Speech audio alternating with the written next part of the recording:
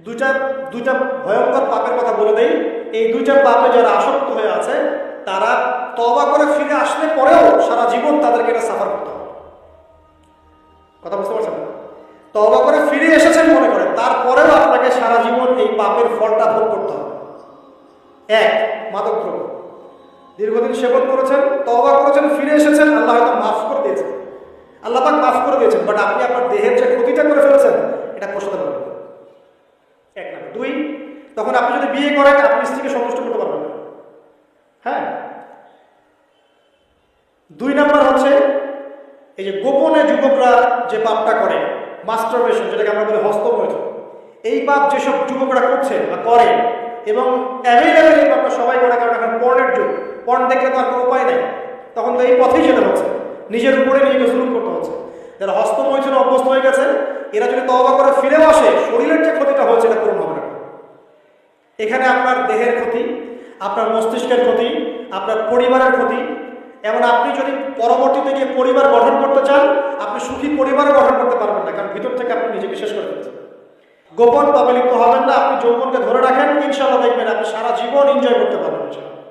কিন্তু যদি এখন নিজেকে শেষ করে ফেলেন, এখন নিজেকে শেষ করে ফেললে আপনি বিয়ে করলে পরেও দেখবেন আপনি পস্তাচ্ছেন। ওই যে কলিকাতা হারবালে যেতে হবে,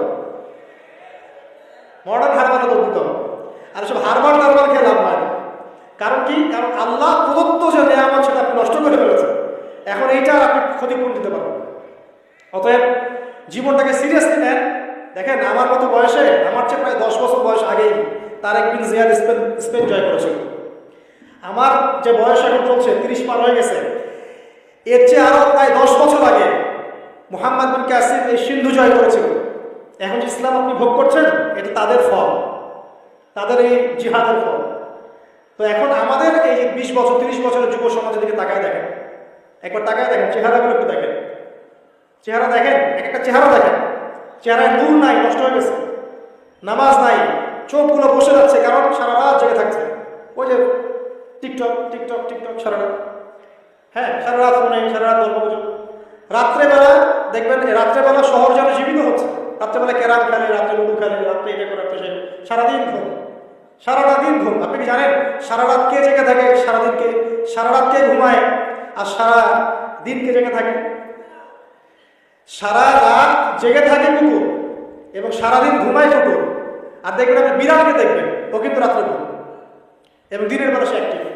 পাখিকে দেখবেন, পাখি সন্ধ্যা হলো একদম ঘরে, যেই সূর্য ডুববে পাখি একদম ঘরে, দেখেন না?